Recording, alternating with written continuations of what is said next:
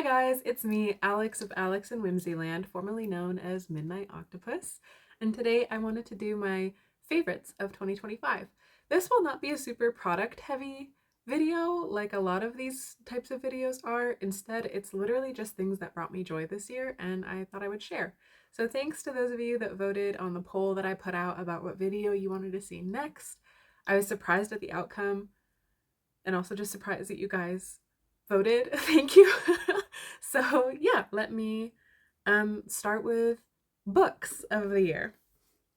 And these weren't necessarily published this year, but they were some of my favorites of the year. And I did read not quite a few, but I read a good amount of books this year. Bride, starting off strong. Bride by Ali Hazelwood is so good. It's funny, refreshing. I found this to be a very refreshing and original take on vampire werewolf tropes, and it's a great supernatural or paranormal romance. I know that a lot of people know Ali Hazelwood for her other books, but if you're even remotely interested in this, I would highly recommend checking this out. I thoroughly enjoyed it and I can't wait to read Mate, the sequel. This book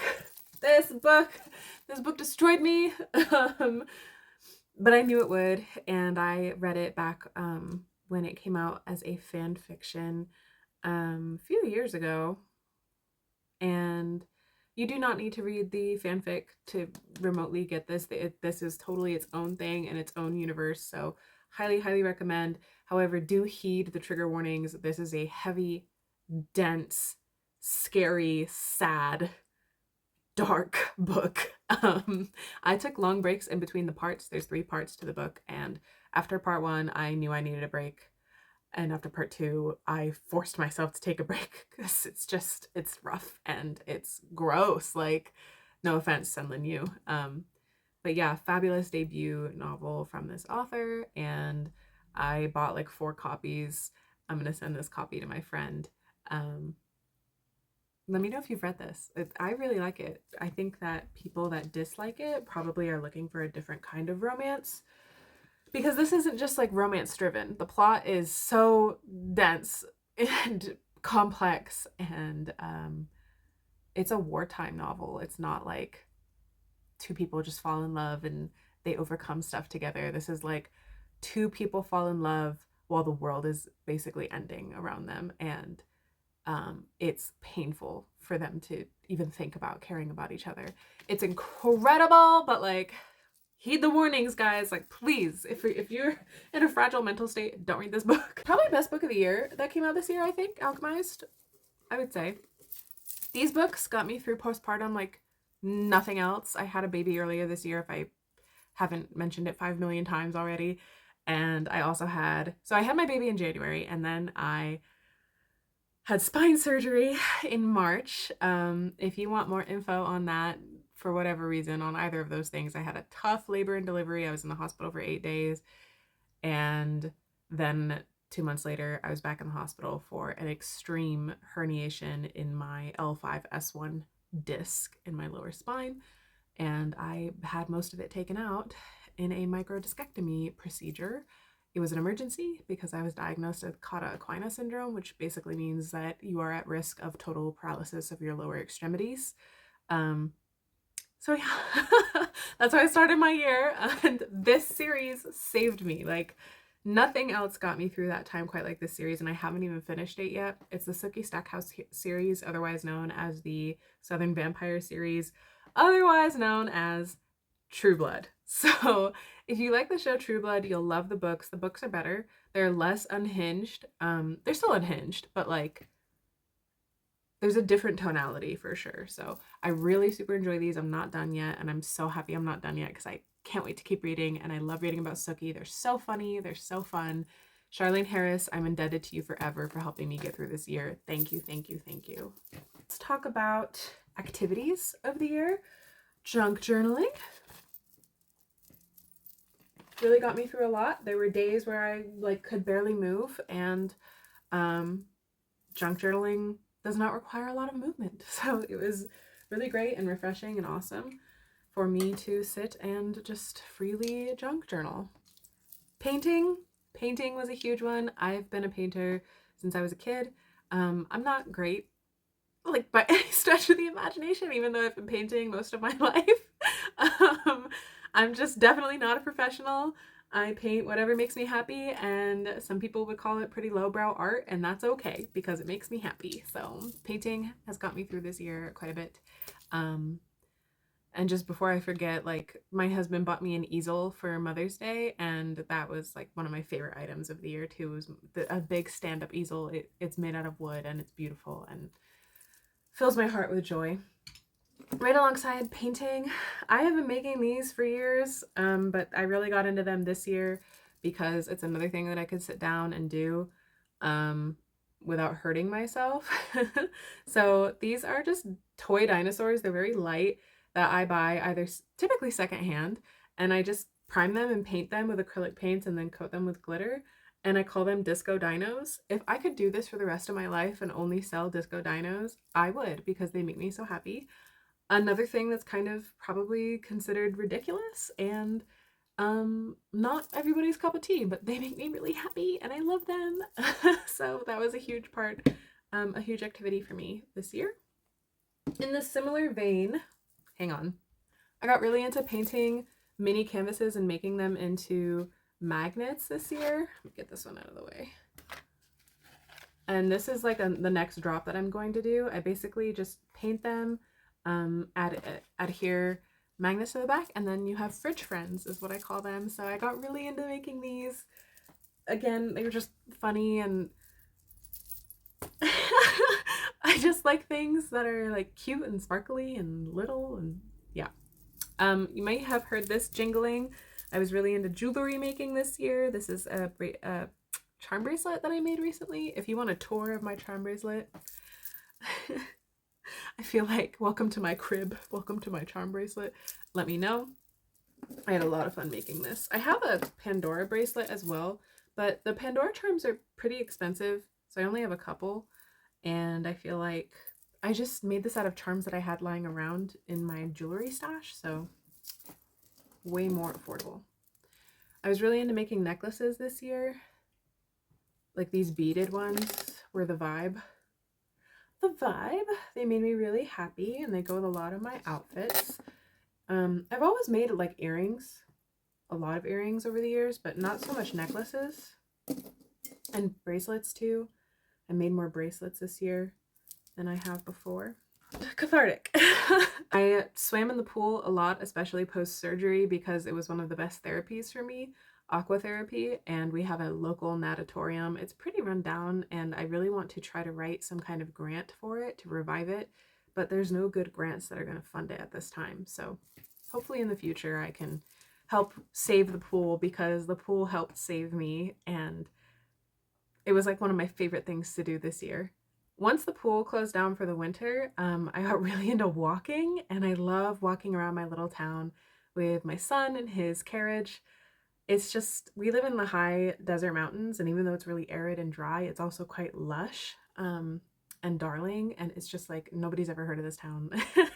It's really cute, and yeah, it's been super good for my mental health to just go on walks. Like, yeah, I don't know what else to say about that. That's probably been like my top favorite activity this year, is going on walks, and having the ability to walk is not something I take for granted anymore. That's for sure. I made candles. Oh, and we made a garden in our backyard. That was great. That was during a time where I couldn't really move very well. If you've had any kind of surgery, you know it takes a while before you really like bounce back, so to speak, and compound that with postpartum recovery and lupus. And I was just struggling. I was just like a vegetable for a lot of this year. So my husband did a lot of the legwork out in the garden, but I was able to grow a lot of herbs, and I've been cooking a lot this year, so I could dry my herbs and ground them up, and I put them in like this little built-in cabinet that we have in our kitchen, and now I have like a little apothecary. It's so cute, and it's exactly what I want for what I envision my long-term lifestyle to look like, which is slow, quiet living. My husband and I are both English teachers. I'm obviously a stay-at-home mom now, but we just like a slower lifestyle, and we enjoy the little things. We have this little cottage-like house that we rent, and it's really darling. So yeah, the garden was a huge like joy for me, and we barely had any success with growing anything, but it was really nice. So those are my major activities of the year. My favorite products. So this is going to be the only part of this video that's very like plug-ish, I guess, but not really. I've gone over how I'm obsessed with hand cream in the past. This is from a little farm that we have in town that sells cutie things out of like an Airstream. It's really darling. It's very like, I don't say this in a negative way, but it's like a tourist trap dream. It's so cute. So I get this hand lotion there. This is a Tokyo Milk hand lotion that I don't use super often. Best lip balm in the world. I have very sensitive skin and very sensitive lips, and yeah, Carmex is the best. I got this perfume this year. I almost never buy spray perfumes. I almost always get roll-on oil perfumes because I have sensitivities to sprays because I have lupus, blah blah blah. But I really wanted this because it smells so good. It's by Creamery, and it's called Butter Croissant. It smells delicious. It does not last long, but it smells so good that it's still a favorite. This nail polish is the one that I'm wearing right now. It's by LA Colors. This is their Mermaid Magic line, and the color is called Mermaid. I think it's great. I think that this brand is so affordable and cool. I did some digging into them and their parent company, and I didn't see anything super alarming. So I am pushing them on my Instagram stories because their nail polish is literally $2. I think their gel line is excellent, and I love painting my nails. Great brand. I so enjoy them this year, and I just bought like my Christmas present to myself was buying multiple things from them recently, so I'm very excited for that. I got this sample from my friend from her Ipsy subscription of this perfume by Maison Louise Marie, and I want it because it smells so good in a bigger bottle. So I think that's pretty much it for products. Those are my favorite products of the year. In a similar vein, favorite foods, you might have heard this in the background the whole time because it's so fizzy. I have been a seltzer sparkling water lover since I was a kid, and this is the best. I love Waterloo. The peach flavor and one of the Guy Fieri flavors from this summer, like the lemon one, beyond belief good. They're so good. I'm addicted. I will not stop drinking them. There's nothing wrong with them. That's all I have to say about that. Other foods that were my favorite this year, iced coffee. I've been a hot coffee drinker my whole life until I got pregnant, and then I couldn't have coffee at all. I couldn't even smell it. It smelled like rotting meat to me, which is so sad to say. But then I switched to having iced matcha every morning during my pregnancy. And after I had the baby, I tried to go back to drinking hot coffee, and it was impossible. I've never been able to go back to hot coffee. So I have iced coffee at home every morning. We do not go to coffee shops, especially big ones that start with S. So yeah, I just have iced coffee at home every morning.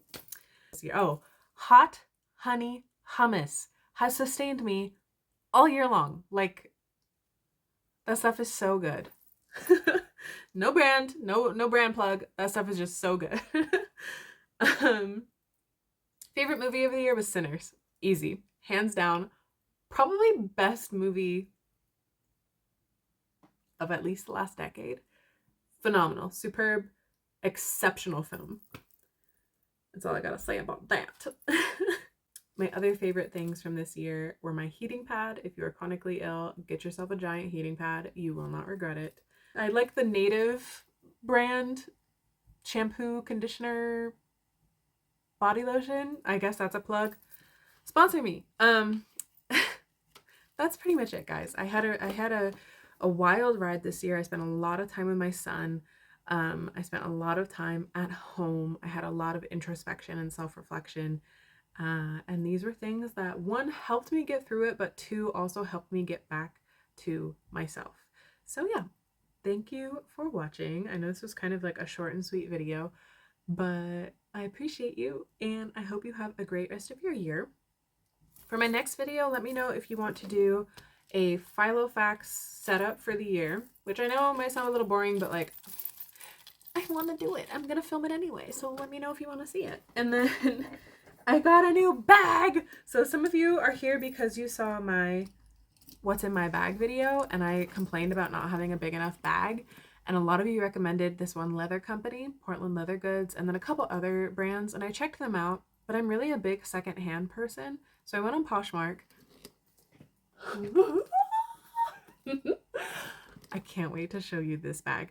It's glorious. It is by Fossil and it's leather, and I got it for $24. So this is like the best find of the year, hands down. And I got my Filofax for $5, which is obscene because this exact one still is on the website for $58 on sale. Anyways, let me know if you want to see anything about my bag or anything about the Filofax, and I really want to film a video about my goals and aspirations and inspirations for 2026. I have like a lot of different things going on in my brain, and I want to live more of an intentional analog lifestyle. I still want to put out content, but I want to consume less. So let me know what you think about that. And let me know what some of your favorite things were from this year. This was a rough year, guys, and it's really important to find joy in the little things. It helps us get through. So happy holidays if I don't talk to you guys again before then, and happy end of 2025.